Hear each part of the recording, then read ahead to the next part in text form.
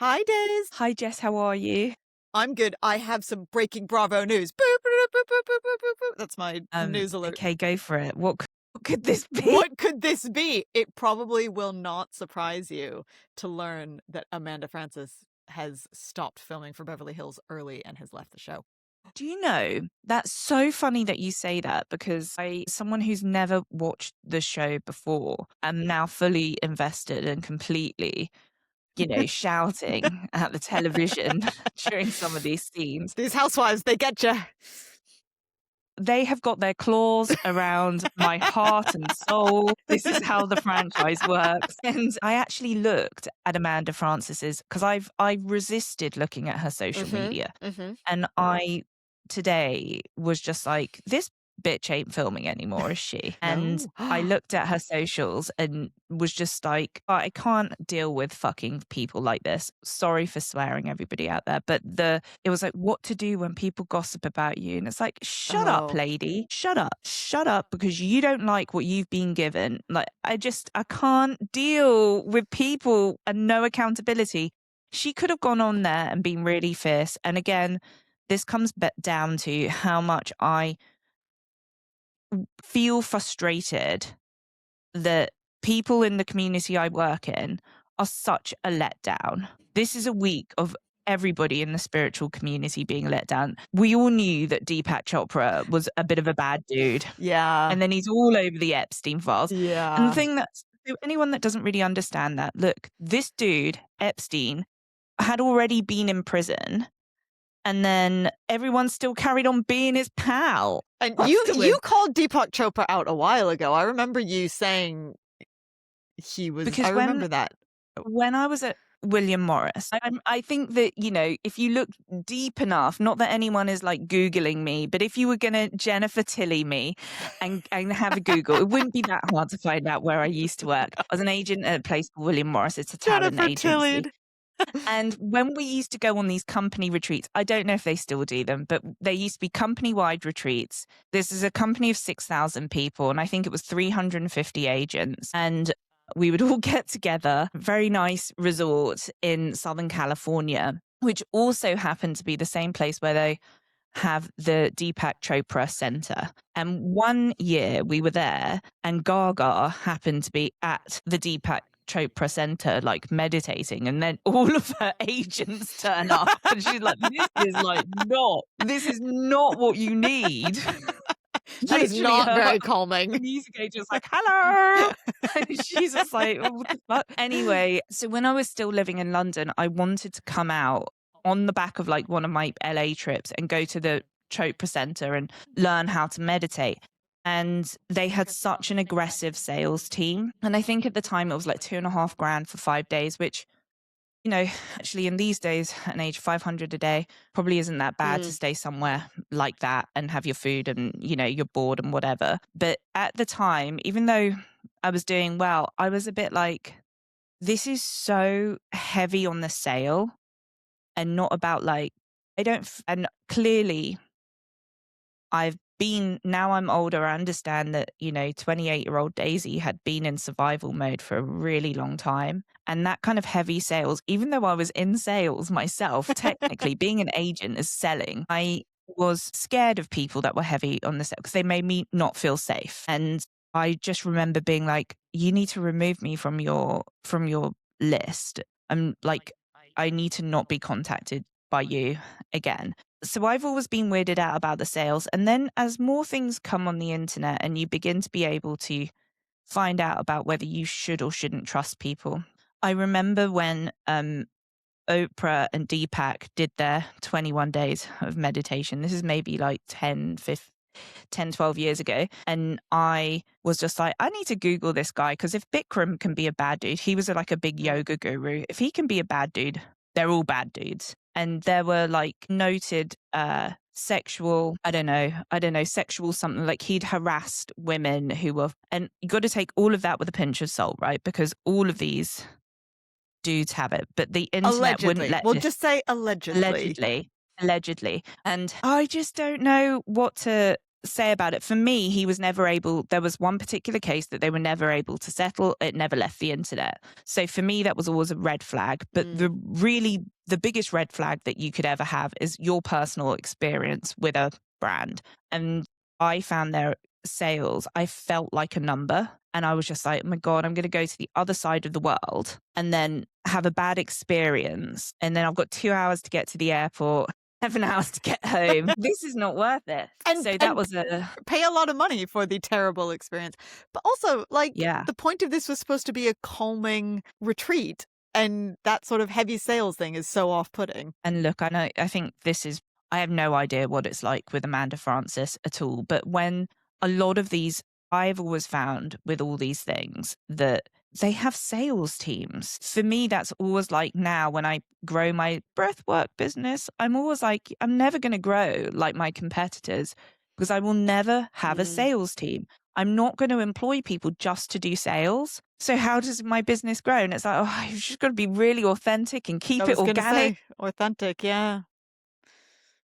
And it's actually, I think it's amazing on one hand for me to watch what's happened with Amanda on Housewives, to see like the community that I'm part of that is so faulty be shown up.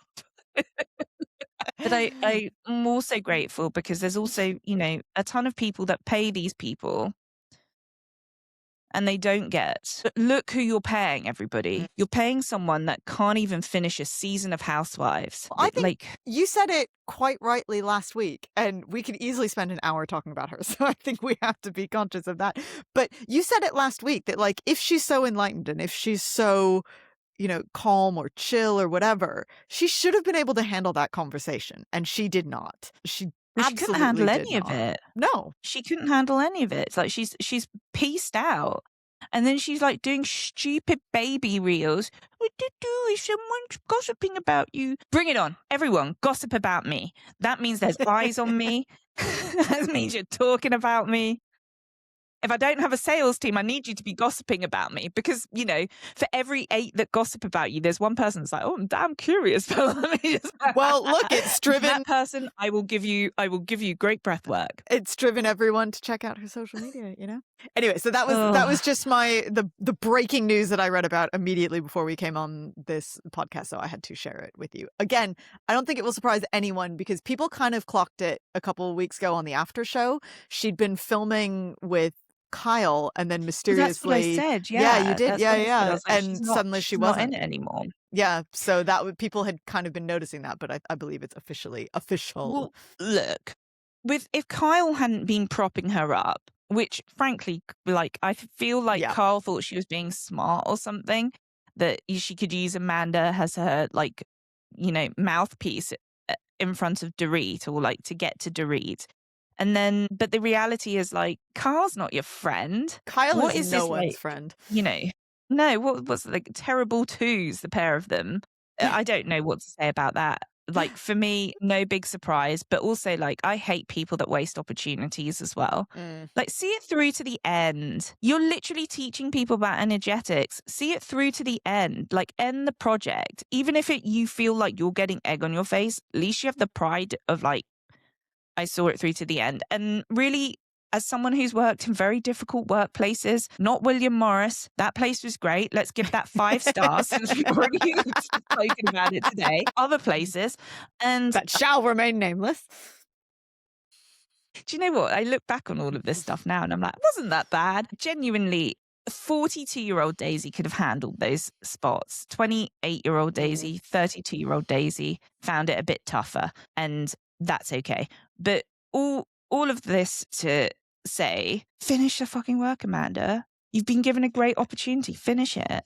I just don't like her. So everything she does, I'm always going to be like, silly cat. And how I feel about Craig. It wasn't that bad, was it? It wasn't that bad. Was it really that bad? It was. Didn't finish it. It was. Well, it's so toxic. She had to leave. It's very unusual to have a housewife actually like fully leave the show and not finish out the season. I think you often get ones that are You'll get housewives that are one and dones where they'll just do one season and then they leave. And that happens on a lot of shows where someone's either not a good fit with the group or they're just not interesting enough to stay on reality TV. But it's not very common that someone leaves in the middle of a season of their own accord. I've got to say, from a purely like showbiz perspective, I'm desperate to know who her team is, who her lawyer, who her agent, and who her manager are, because they should fucking fire her ass for like not finishing the season. Because it must have been a hard booking, because she should not have been there. She should not have been there. And we've all agreed that the producers probably put her in because they thought that she would piss people off and cause some fun storylines. But actually, she just was annoying. God, so annoying. Beverly Hills as a whole. And look, like, I think the show has finally gotten a bit interesting. It took them quite a few episodes to get interesting. But this was a good episode. I have to say, Rachel Zoe was fantastic casting. Yeah, I agree.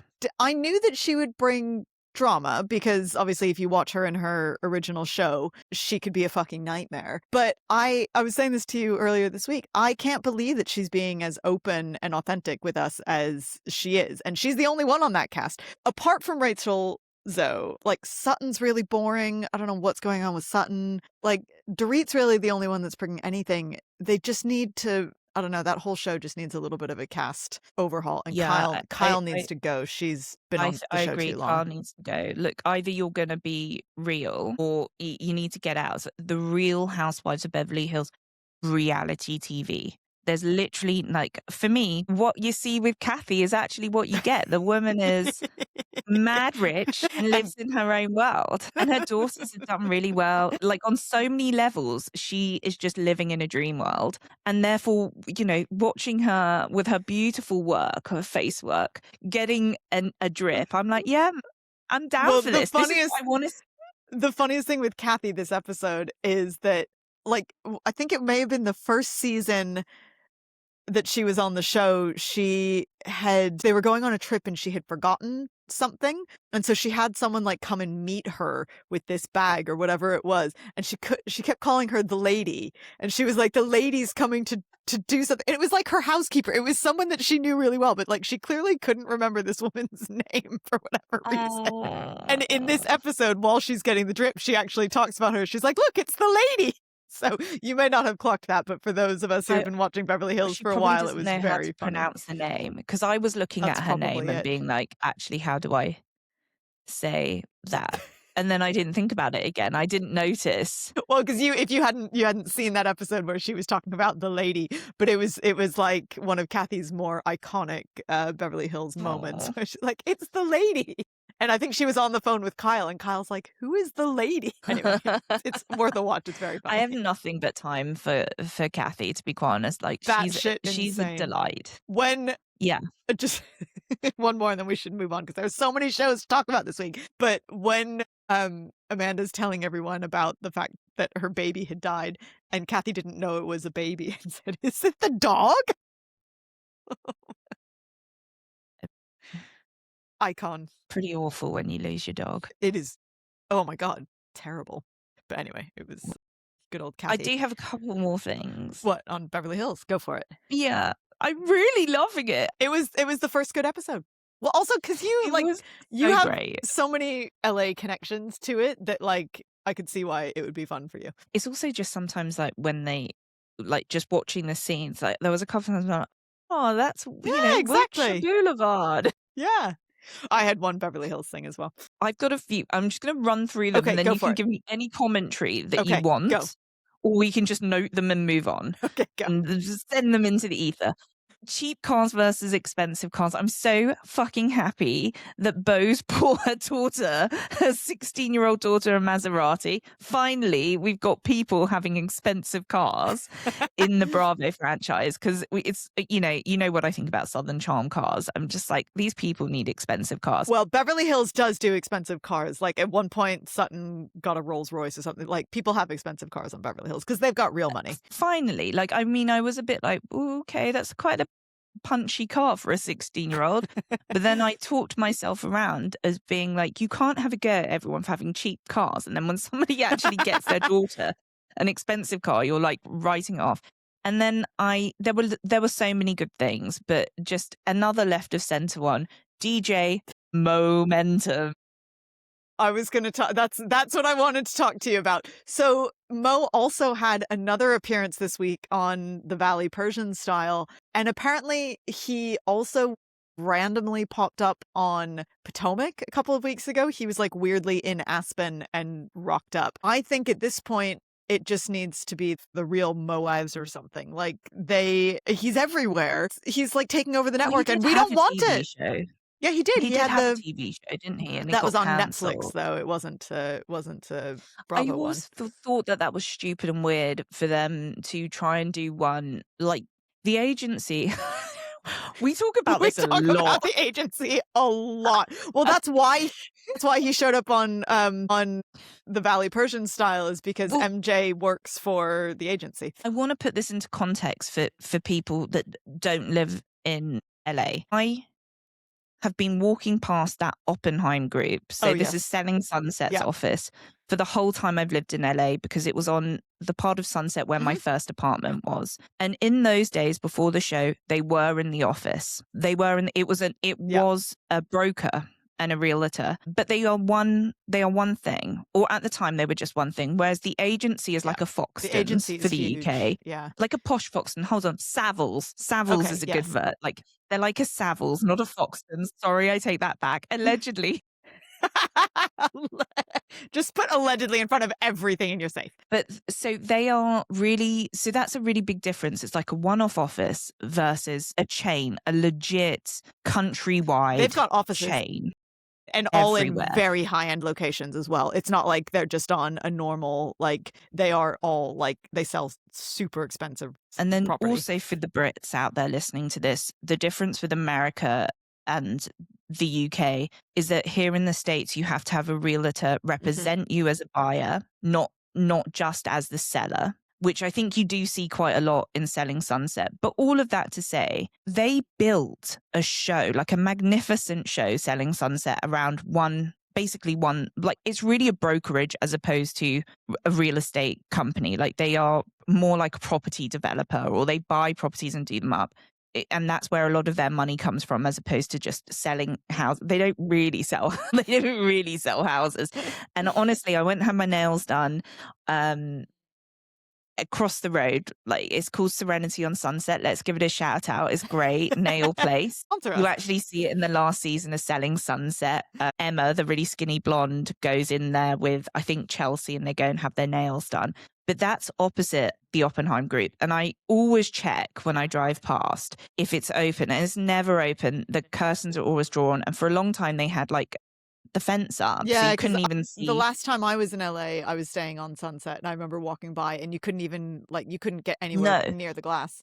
And apparently that cost like 50 grand or something. They were talking about it on the last episode of Selling Sunset. But so all of this, to finish the thought, so weird that Selling Sunset would build this quite amazing reality TV program, like Chrishell's a star off of it, right? And then try and make another one in the same city after already saying and overinflating what the Oppenheim group do. And if you were going to talk about it in reality, the agency's the one that's like the one that sells properties, that's truly Selling Sunset. Like, it's sort of devalued both of them. So of course it didn't work, because you've told everyone that doesn't live in LA and doesn't understand that, actually the agency is the bigger company. That's the Oppenheim is like the one and only. And then it just was a weird, of course it wasn't going to work. So now he's obviously just touting himself out there of like, he is wanting to be a DJ. He is just having such a massive midlife crisis. Just imagine him being your dad. Imagine how embarrassing that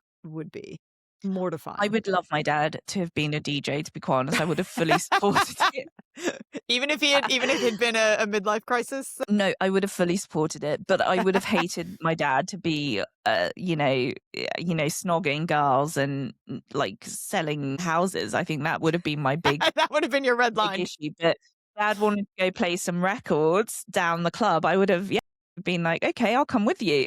So the question is, so this actually dovetails nicely into Summer House, if you're ready to talk about Summer House. Okay. Because I was hearing something the other day about, obviously this is a real thing on Bravo now. Everyone wants to be a fucking DJ. Is Mo one of those people that just pushes play on a playlist like Meredith Marks? Or is he like Kyle, who actually properly, and I say properly very loosely because I don't think Kyle's a good DJ, but he does apparently mix his own things and is more Let into me it. shatter some illusions for you here. The Most biggest DJs DJs push a press button. play on a pre-mixed playlist. They walk around look, I worked at one of the biggest agencies in the world. I worked with some of the biggest DJs in the world. You did. I can tell you categorically that there are probably only a handful of DJs that can truly DJ, that truly That does bother. not surprise me. That definitely does not surprise me. Old school They DJs. walk around with 2 USBs.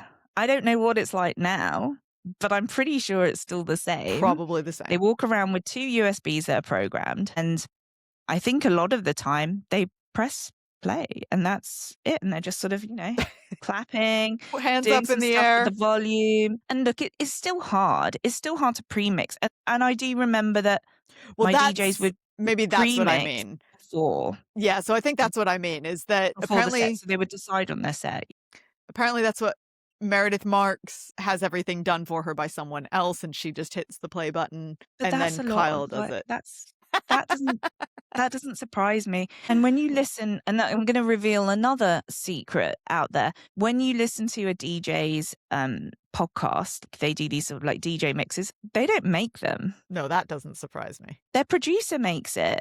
Who do you think puts together, like, when you listen to like these radio shows, all these dance music radio shows, even on big networks? The producer's done it. Like, everybody's like, Everyone's like, jaws on the it's floor. a lot of the time. It's the DJ is really busy and they're playing some of these DJs. And again, like, I don't know what it's like now, but 10 years ago when I worked in it, we would have DJs that played 5 times a week. That's a lot at night. They're not exhausting. playing. Yeah. Like, and also when a DJ books you in Mykonos and then they book you in Barcelona, those 2 promoters want you to play the same set. They want the same set. And I'm sure that you remember this. This used to be like a big fight with the DJs. They don't want to play their most famous songs. They want to That's like any band, right? They always want to play the weird, obscure stuff. But the fans just want the. And it's like, that's not what, because the person who's seeing you once. Yeah. They want in the Barcelona songs. Isn't going to come to Mykonos where you're going to play. Everybody wants the same thing. Just give them the hits. Give them the hit. Pre-mix it, give them the hits and just like smile and like be.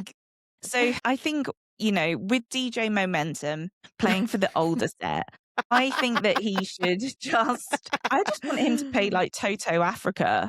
And he would vibe out on the decks and he'd be having a great time. I need to listen to what Meredith Marks actually play. What does she actually play? Does she do EDM? Know. Oh, I'll try and find a clip and send it to you. But I think she mostly just stands there and apparently does bumps of caviar. Yeah, because she has a caviar brand as well. So that's apparently what Kyle she does. Cook does bumps of allegedly caviar. I don't know what to say about Kyle. He is a lost cause. What do you feel about Summer House? Absolutely fantastic episode, though. So happy it's back. I was thinking about this as I was watching it again this morning, last night. I can't remember when I watched it again. But I think the reason why I love Summer House, the reason why a lot of people love Summer House is it's the one where they look like they're having the most fun. Like, obviously they fight, but when they're having fun, like at the end of this episode, when they're like, hitting each other in the face with whipped cream pies and jumping in the water, it just looks like it's such a good time. And you can tell when they're having a really good time. And I think that people can see themselves in that experience and they're like, oh, I would love to go to a summer house party. It would be so much fun to be at a summer house party. And I think that's why they love it. So I thought it was a great episode. So happy they're back. Amanda and Kyle hate each other. So it's a good thing that they told us that they're already splitting up because everyone would be asking that question. I can't wait for Lindsay to come back. She's definitely back on, just not on this most recent one. I think the new casting is interesting. I think we'll see how they get along, but I didn't actually miss Paige, which I was surprised by. I just thought it was a great episode. What did you think? I'm with you. I thought it was great, and I, thought that Southern Charm was my favorite episode. But actually, now that I'm talking about these episodes every week, I'm really realizing how little Southern Charm brings to the table versus, West showing up. Like, he organized a great party. He did. I know that we are jury's out on whether he's a good guy or not, but that was a great party. I think he is. I think he had a fuckboy summer. He had a fuckboy year. But I think at heart, West is actually a really The good boy from Missouri. Well, I think he's been one of the most outspoken about all the shit that's going on in the US at the minute. Of all the Bravo celebrities, he's been very outspoken about that, which is great. Good for him. But also, there was a moment when KJ, one of the new castmates, was having an anxiety moment. He had kind of gone quiet and had kind of retreated from the group, and KJ is West's friend, but KJ was explaining what had happened and why he kind of wanted to leave the area. So West then said, "What do you need from me in that moment? Do you want me to ask you how you're doing, or do you just want me to leave you alone? What do you need from me as a friend when you're having that sort of moment?" And I actually just thought, wow, that was actually a really amazing, or first of all, two guys, an amazing moment for them to have. But from a friend perspective, I was like, that is the perfect thing to ask, because sometimes you want to be left alone and sometimes you might want someone to ask, but you just don't know. And I just thought, actually, there's not many people, not even guys, not many people who would think to ask that. So I have to say that, I mean, obviously I love Sierra and I was not happy with the way that he treated Sierra, but I feel like he's really learned his lesson on that. Yeah, he drank the Kool-Aid, and it seems like he did come back to himself about, right.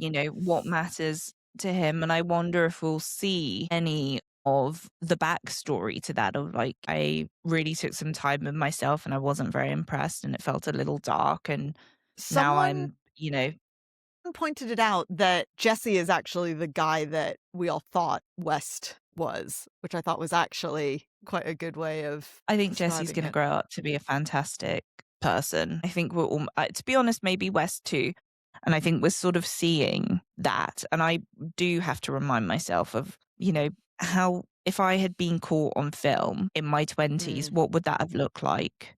Yeah. How much would I want to carry that through now? Because there would have been great moments like what you're saying with West, where you have empathy, and there's also going to be some complete dickhead moments where, oh God, I want to leave that in my 20s and never have it revisited. Thanks. So it's really interesting that you say that, because I was also thinking about Carl, and I was thinking about why I really like Carl as a person, because we were kind of joking about it, and I've said in the past, oh, I would love to do a selfie with Carl when I'm in New York. I'll see if I can stop by Soft Bar. But I was like, why do I feel like that? Because he's actually not great TV. He's pretty boring now that he's sober. He was trying it this episode. He was trying. He was bless him. He was trying, and I think he realizes he needs to pick up his game a little bit. But he's not the most exciting.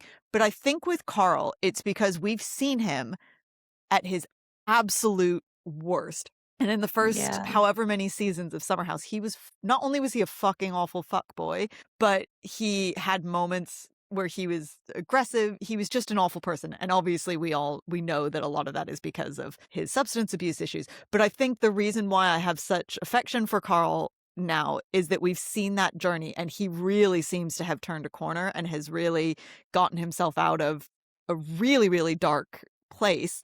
And maybe this show isn't the right fit for him anymore, but I think it's just so nice to see someone make that transition and have that incredibly positive story arc, because I think with him, it could have ended extremely badly. He was going down that path where it could have gone really terribly wrong. So that was my thought on Carl. I totally agree. Like I said to you about this, Peacock on the Prime app, this Bravo Vault thing. Oh, yeah. It's really great. I watched a whole episode. There is an industry term for it. It's called a fast channel, where they just play constant loops of the same a fast content. channel. Well, there was a whole thing the other day where season 6 of the Housewives of Atlanta, I've never watched any of it, but I put on the most explosive episode. This is why they do it. They do it to get you.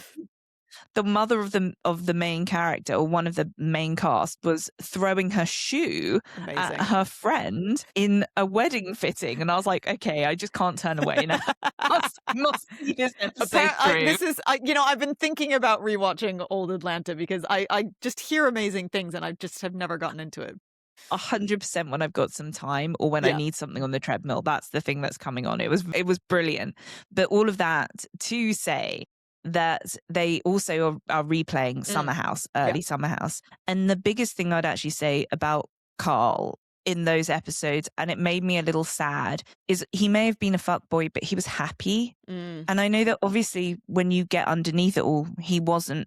There came a stage where that behavior no longer suited him and he became unhappy. But it was quite sad. He was a very different person. Yeah, very much so. Then, and it's obviously been such a dark night of the soul for him, like how you still stay in the world that you were in, but you completely change. Yeah. And he's managed it. He has. And it might not make him the most exciting reality star, but I would actually rather see that because that's real life, right? That's why we watch. Him boring for the 16 episodes, and then on that one episode where he goes to punch Kyle. Oh, well. He can be boring for the whole time. That was one of my notes. Just deliver me that moment. That was one of my notes, is you're seeing a little friction between the two of them. There's one point where Carl and Kyle are talking, and Carl was saying, he's like, Carl is clearly not happy with the way that Kyle is treating Amanda. And I think we can all see that. And he and Sierra have a conversation about it, which I thought was very interesting. But there's one point where Carl was like, look, I feel a little like I'm really invested because Carl was the officiant at their wedding. And, Carl has been very good friends with both of them for the entire length of their relationship. And you could see in that conversation, Kyle was shit-faced. And Carl, obviously being completely sober, was just, you could see the friction between them already. So it actually doesn't surprise me that they do end up having a really explosive fight. And I feel like it's about how Kyle is treating Amanda. Look, we must all be Team Amanda because Kyle is obviously terrible. Yes.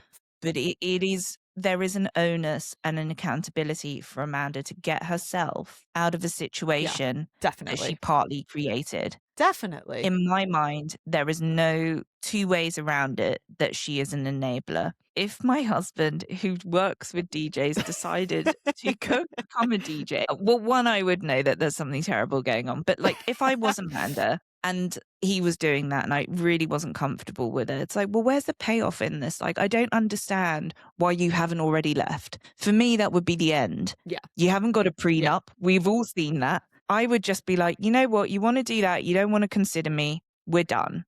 They obviously wanted to film this season.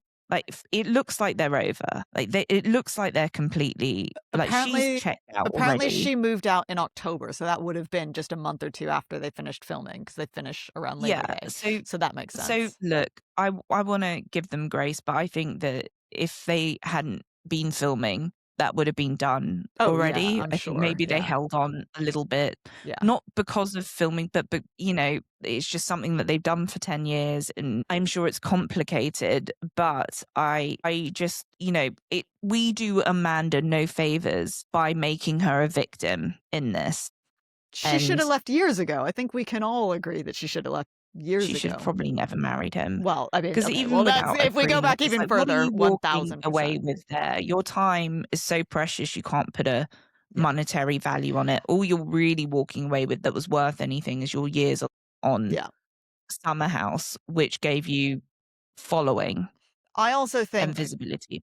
A lot of this is to do with her mental health stuff because both she and Sierra were on Watch What Happens live, I believe the night of the premiere. And both she and Sierra are on Prozac now, and they were talking about it. Because I think Andy was asking them something along the lines of you both seem really settled and you both seem really happy and what's going on. And Sierra's immediate response was Prozac. But I think you can see a marked difference from when Amanda pre getting her mental health stuff taken care of and post. And pre was when she would call him 30 times in a night because he didn't come home. And the problem is that post, when she's more not spiraling, she becomes indifferent. And that's the death knell of anything. Well, whether she's on the Prozac or she's off the Prozac, that dude's not right for her. No, absolutely no. I mean, there is no Someone argument that she shouldn't have married him in the first place. who He cheated on her like a truly month. loved her. Yeah, someone that truly loved Amanda just wouldn't have put her through those nights out. No.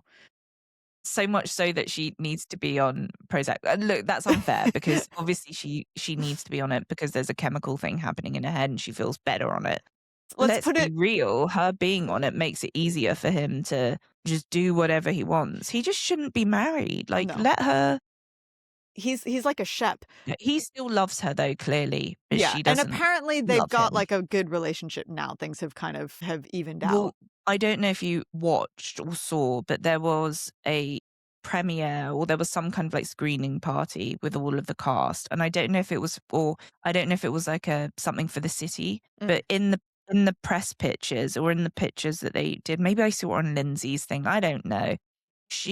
Amanda has her hands on Kyle's shoulder and it just looks like there's no animosity. Yeah, I think that's it. There.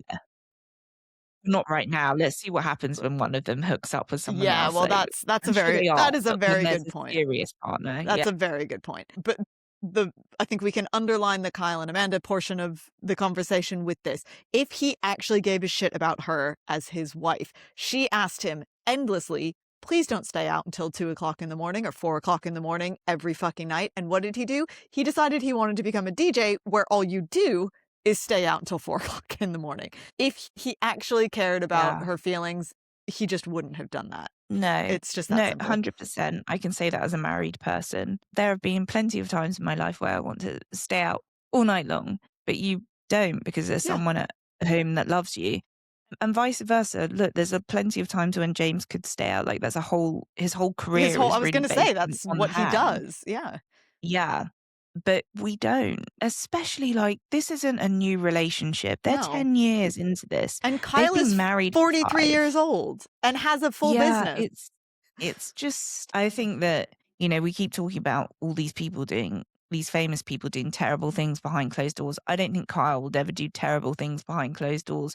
But do I think he could be caught in a really stupid situation and like he puts himself in these stupid situations?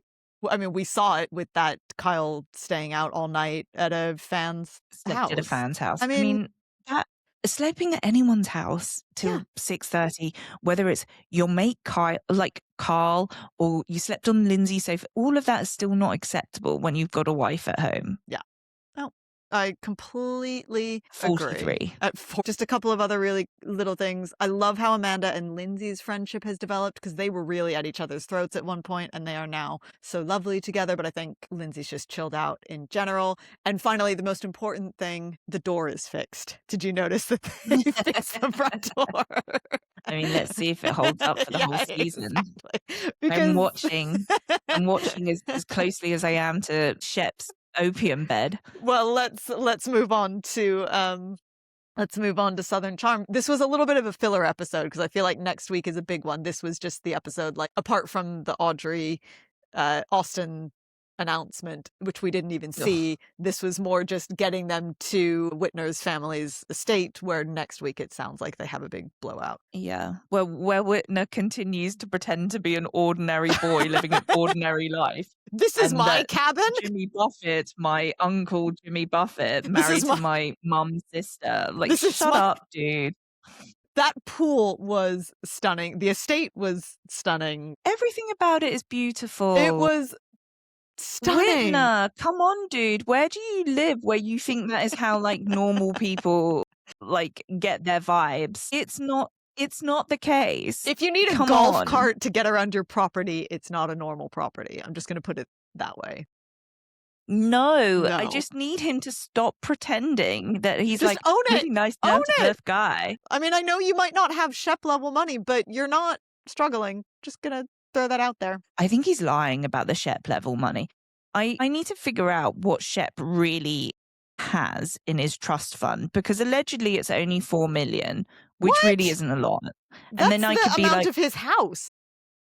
Well, he said that his parents helped him buy the house. So it's like, what are the 3 kids going to inherit in the future, I guess, that's in that. Anyway, all of this to say Whitner, you may not be able to not work, but I don't think you bought your house on your own. No. Like, there's a lot of things happening here where you're pretending to be self-sufficient and it's not the case. Just own it. Your uncle's Jimmy Buffett. What's your problem? Like, come on. If my uncle was Jimmy Buffett, I would be walking around like everything was Margaritaville. I would be it was just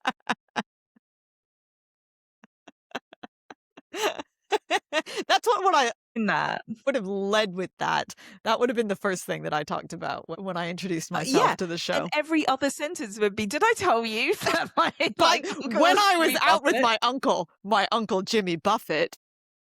Yeah. With my latest profit shares from Margaritaville, I just like, what are you talking about? This is like, I'm beginning to understand what paid for the pool that Austen peed in. Oh my God. The fact, I don't know if you got a chance to watch the after show, but Whitner didn't know about that until the after show, and he was so mad. Shep told him. And I mean, with good reason. In the ocean, that's one thing. It's still not great in the ocean, but like in someone's fucking pool. Yeah, it is gross. But I'm just also surprised by Whitner being so mummy about it. Like, here's Austen having a drink. Pissing in the pool. Had quite an emotional day the day before, you know. He was going to make some bad decisions. Is that an excuse? Well, he always makes bad decisions. Let's put it that way. I've still got time for him, though. I'm still Team Austen right now. Absolutely Team Austen. Cute with his cat. Yeah, well, you were just swayed by the cats.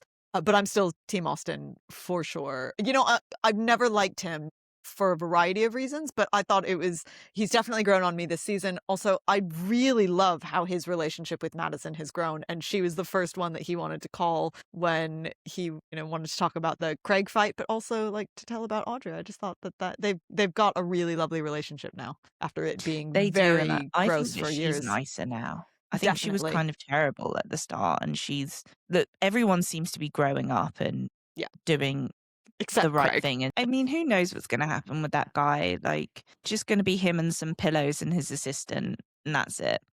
But I do want to talk about one thing. Go for it. That in Southern Charm, and it's Sally calling out Benita finally. I want to go for that scalp massage that I Molly meant to Sally say had. that.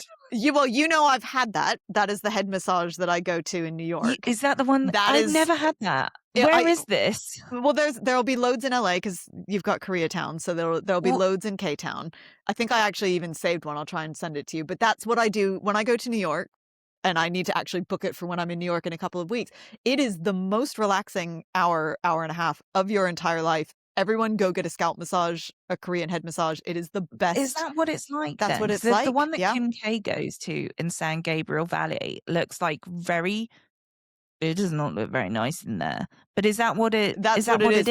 It's basically like an hour. It's like deep scalp treatments, deep hair masks. They put on all sorts of stuff. They do the massage. They do the massage like all up and down your arms as well, and your hands and shoulders. And at the end, they have this like little camera where they like show you how clean your scalp is after that. So it's like like apart from the massage parts of it, it is like a deep scalp treatment, deep hair treatment. So it's really good for your hair as well. But I cannot tell you, everyone go and get them. It's the most relaxing hour of your life. Highly recommend. Maybe I'll try and book it for Valentine's Day for James and I. He'd love it too. Honestly, it's so relaxing. It's so good. I love it. He does love a treatment like that. Maybe I'll do my shout out for the one in New York. They've got 2 locations now. They've got one in Greenpoint and one in... What's it called? It's Blissful Head Spa, I believe. Something like that. But pop it in the show notes. Yeah, I will. Yeah, one in Greenpoint, and they just opened up one in Cobble Hill. So good. I know. Can't wait. Look, it looked great. It was a wonderful bonding moment. I thought, hello, new best friends. I'm into this. And I don't think that Venita needs to be bashed on over the head forever. But I think that she needs to stop doing what she does, which is whisper in one ear, then whisper in the other, and take everyone into her confidence or thinks, and that isn't what she's doing. Just for the sake of her, who seems like maybe she's an all right person. This is a really bad habit, and it really lets you down. So stop doing it. It's a good point. It's like she tells secrets, or she tells gossip as a way of Confidences, yeah. yeah, confidence, that's the right word, as a way of getting people to be her friend. But actually, when that eventually comes out, like it did with the Molly thing, it actually destroys the friendship that you have with the person that you were gossiping about. So as you say, she's doing it because she's clearly desperate for that friendship, but also you're undermining other friendships in the meantime, and it's not a good Yeah. look. So time to learn your lesson, Vanita. Like Yes. time to have your moment of come to Jesus, as they say, and just stop doing it. Yeah, I agree. Well, it looks like next week is going to be a little bit more of an interesting episode in general. Are they going on holiday? Is this They the cast do. trip? I think they go to Mexico. I don't know if it's next week, but within the next couple of weeks, I think they go to Mexico, and that's when we get some. What's happening next week then? I think next week is when Austen and Sally hook up. Oh, Yeah. So that'll be that's I think what this trip is building towards is the two of them hooking up. I feel like somebody does need to teach Sally how to love herself enough that when her and Austen hook up, it isn't just the hookup. It was actually quite interesting because I don't know if you noticed this, but Crag says to Charlie, "This is the first date I've been on where I've not hooked up with the person Oh, first." It's like, yes. come on, guys, take your Yeah. penises and vaginas out of this for a minute. They never will. Like, you all want to get married and have kids, but then you're banging before you've even got to know the person, and everything's like weird and complicated. Like, take your teenage hormones out of this and get to know a person first, or just date, and then you don't, bang someone else. Just fucking date. I had one more thing to say about Southern Charm. Craig is buying paintings to get in with Charlie, like Sally was buying chickens to get in with Craig. I know, but this is what we just need to get, because Sally looks impeccable now. Like, she stunning, looks stunning. like a rich bitch, but she needs to start acting like one. We need to give her some basic self-worth lessons. Because you're completely right. Like, Craig's buying paintings to get in with Charlie. And meanwhile, poor old Sally wants to get married, but she's like clucking around. It's You like know what she's she doing is? everything wrong. She needs to decenter men from her life because everything in her life centers around men, and she needs to not take them out of the equation, but she needs to decenter them. There is the sweetest influencer I follow called Millie Goldsmith, and I know her actually because she's come here and done breath work with me, and her whole narrative right now is about that. And it's, as an older lady who's not dating, it's really lovely to watch this beautiful girl in her mid-20s write about decentering men from her life and her journey with it. And it's just like, thank God that there are influencers out there doing the right thing and influencing in a way that like actually makes my heart leap out of my body. It's just so adorable to watch these young women. And I wish, you know what, I desperately wish that Bailey and Lexi in Summer House were going to be like that. How good would it be? And I think that Lexi maybe might be like that. Lexi was last season. This is Levi. Oh my God. Don't want to get those two mixed up. Don't want her back. But I feel like I'm rubbing the genie and asking for the wrong thing. No, I don't think she's going to be back. Thank God for that. That was a terrible casting decision. No, it's Levi and Bailey. Levi, sorry. Got okay. the wrong. It's only been one episode. We still have to learn these people's names. I still can't. Well, I don't know which one is which. I don't know who the blonde is. I got and it who wrong, the brunette actually. is. I had to read something this morning to check. Bailey's the blonde, and Levi's is the brunette. Okay. But I liked her dressing as a sexy corn. I was about to say, I love that. I thought that Bailey was annoying because she talked over her when they were talking about the splitting up thing. So I think that Bailey might be a little overbearing, but there's some nice points about their friendship. And maybe Bailey is actually going to be a bit annoying around the outside like Lindsay was, but actually is a great, solid character. But that's my hope. I hope that they are great. Not sure about what I think about the Ben dude. He can go back to Australia and be on The Bachelor. He looked so familiar, and I don't know where from. I feel like he's been on something else apart from The Bachelor, because apart from Bachelor. But I never watched The Bachelor, so I would have had. Do you think he's handsome generic? I mean, he is handsome generic, but he really looks like someone. I feel like I've seen him in something, and I don't know where. Well, let me answer this for you. I feel like he looks like the statue David from the Renaissance. I could see that. I could see that. He looks like any of those Renaissance, like, statues I'm gonna and have to do some sculptures. investigating and see what else he's been on It's the apart from The curly Bachelor. hair. It's definitely the curly hair, for sure. No, I really felt like I recognized him from something, but I don't know what. Okay, we should end soon, but we just have to throw it out there because this also started this week. As we've said, we are spoiled for choice. Oh my God, we didn't Below talk about it. Deck! Welcome Oh back God, it was to so good, and it was the welcome Salt back Lake to Ben, episode. Chef Ben, Oh. who was a charming nightmare. Oh, I love him. Great to see him back I on don't our love all this screens. sweetie darling No, stuff. Like, that just, grated like, me. But she was a he fucking idiot. I'm not saying that she Look, deserved needs to that, but she go. was terrible. She needs to go, and they're managing him terribly. He should just have a dude in the Yeah. galley with him that he can be a dude. Like, he's got such a stressful job that you just need to give him someone that's going to clean his sinks and that he can be slightly rude to. And that isn't that little blonde thing. No, I feel like, do you remember last year, the blonde girl Alicia, I think her name is, she replaced a guy who was really arrogant and really rude and didn't get along with Zarina. And I feel like if that guy was Ben's sous chef, then it probably would be a great combo. Yeah. Not this one. They do not. This is going to end so Ben badly. looks terrible, to It be does. honest. It does. Yeah. And he looks terrible because he's being terrible. He isn't terrible, but he is being terrible. And this is why I think even me, who's a nice lady, would struggle sometimes back in an office. Yeah. There's a huge difference between millennials and Gen Also, this Z. girl is so useless. Like, look, I am a terrible cook, right? I am really bad. You know that I charcoal things on a fairly regular basis. To the point where I've like ruined pots and pans and stuff. Even I know some of the things that she was asking were, and when you're in a stressful situation like Ben is, again, I'm not excusing him, but like I could see why her particular brand of incompetence would bring out his extremely patronizing, frustrated side.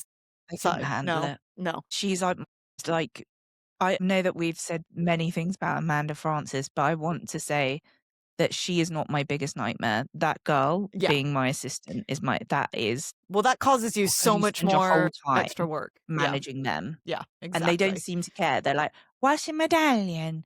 Where's your like, see the version of me that's coming out. Well, you know what? I was talking about this with someone the other day because I had this happen where I was chasing someone to like find a time, like find out what their availability was for a meeting. And I had to chase them so many times. And I had a really stern word with them where I'm like, when you don't tell me this is adding to my mental load because I'm now having to chase you to do this. So you're fine doing your own little thing. And you're like, I'm glad that you're happy, but you are stressing me out because I just need you to come back to me and say, I'm available at these times. So you not doing this is really causing me additional stress. And that's exactly what is happening in this situation where her complete incompetence for things like knowing how to slice a lemon into a round shape, also known as a medallion, that would cause me so much stress as well. So I get where he's coming from, but he's doing it in a really patronizing way. Yeah, he doesn't know how to manage people. And I feel like he's a chef, not a manager. He's not trying to run a kitchen, like a big kitchen. He's running a catering company. I'm sure that there's somebody there who does all of that for him, like with Crag. Can we also just take a moment to appreciate, is it Mike, the new Deck Stew, his hair? What is going on with his hair? Can I just say that James and I talk about this a lot because on Love Island in the UK, there's a lot of kids with turkey hair. I know exactly. They've had receding hairlines and then they go to Turkey and they have a cheap hair transplant and it sort of grows in any direction. That's exactly what it is, isn't it? But I don't know if that's his problem. Well, I feel like either that, well, he's definitely had a lot of work done, like bad work done. He's definitely had his lips done or something. So it wouldn't surprise me if he went down the cheap hair, big veneers, turkey route. And that's why. But it's also the way that he styles it is like nothing I've ever seen. I don't understand what shape it is. But that's what happens. Yeah. That's what happens when you've had a hair transplant because it grows in whatever way it's been put in. And if they haven't been terribly and that's why all these kids in the UK, you think it's a new hairstyle, like some sort of like look, like, when everyone had the Rachel from Friends haircut. It's not. It's just hair transplants. Yeah, it's a hair transplant. Well, also, it looks like maybe they did the hairline too low, because that's part of it too, is that it's very low on his forehead. So maybe they just went a little bit too low and it creates this like weird swoop thing. I can't even describe it. It's mesmerizing. It doesn't even look like Lego hair. It's just No, because Ben from the Valley had Lego hair. This is different. This is completely different. it's like Sorry, just Zach from the Galley. Did I say Ben? I meant Zach. like a thing that's been put on his head. The guys from Watch What Crappens, I believe, they have a whole. Highly recommend going and listening to their Below Deck recap, because they go on for about 5 minutes trying to describe what his hair looks like. And I believe one of their options was a backwards shoe, which I thought was pretty accurate. Yeah, it does look like a backward shoe. It's a little like, you know, when people have, what do they call it when they topiary? Oh, a toupee. Where you cut, no, No. where you cut bushes Oh, into shape. topiary. Yeah, That's it's what's topiary. happening on Like his in head. Edward Scissorhands when he creates like a giant dinosaur out They of created a backward shoe. out of his hair. On that note, we should end the pod, but that's amazing. I love that so much. Topiary hair. Me too. Well, Well, it's lovely talking to you. Lovely talking to you, I don't as know what to always. say about next week. It's I just who can't knows wait. what's going to happen. And we didn't even get So a much chance to to watch. talk about why Love Island made you scream. Do you want to talk about that super quick, or do we not have time? Oh my God, I can't even really remember. There's just so much. It's called Love Island All Stars. So you've basically met all these people. Like some of these people have been in the Love Island seasons like 3 or 4 times. That's a lot. That's a lot. And they still haven't found love. And they've still, I mean, there's something going wrong here, isn't there? Yeah, exactly. But they're really a treacherous bunch this time. And we haven't even talked about Traitors. Well, There's I just still so haven't much. watched Traitors, so we can't until I've watched it, but soon. I think I know who wins, but anyway. It's the American one I'm watching. It's so good. No, I know. Sorry, that's what I'm saying is it's still not available in the UK, so I haven't watched American Traitors yet. Well, for everybody out there, when you get the opportunity, oh my God, like last night's episode was so good. Wait, of Love Island or It's Traitors? so good. You look distressed. Like, you're stressed about how good it is. There's a lot of reality. Stressful. There's a lot of reality TV on at the minute. It's hard to keep up. We're overwhelmed with I choice. may just like quit my day job and just watch TV. That's the dream, really.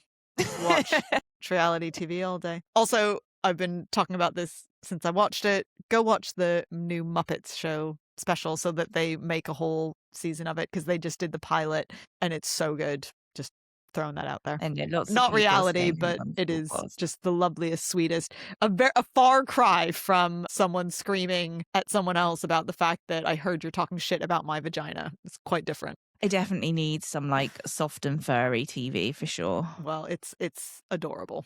I mean, where else do you Too get many. Rizzo the Rat doing a cover of The Weeknd's Blinded by the Light or Blinded Lights or whatever? Adorable. I do miss that, you know. If I could bring anything back, I'm so upset that MTV is like I love a video channel and it's all gone. And You really love a video channel. I love a video channel, and I just all of that art has gone. It's going to be like vinyl. You know how everyone has vinyl now. It will, and it's so cool yeah. and so fun. They're all going to start watching music videos again soon. And I feel like that is what I want back. I want people to come back. I want a talk show where I can watch some music that isn't. I find I love Saturday Night Live, but it's a little much right now for me. And yeah, that's fair. It takes itself quite seriously, which is kind of crazy for a comedy show, but I'm going to keep supporting it because we definitely don't want that to go. But I just want to watch, I want Top of the Pops. I just, you know. Yeah. Also, some music videos are so iconic. I still remember everything about them. I don't even care about the song. I just remember the music video. Like, iconic. Well, if I can't have that, then I will take the Muppets singing famous songs. Excellent. Well, they definitely do that. Okay, we should go. Lovely to speak to you as always. Bye. Goodbye.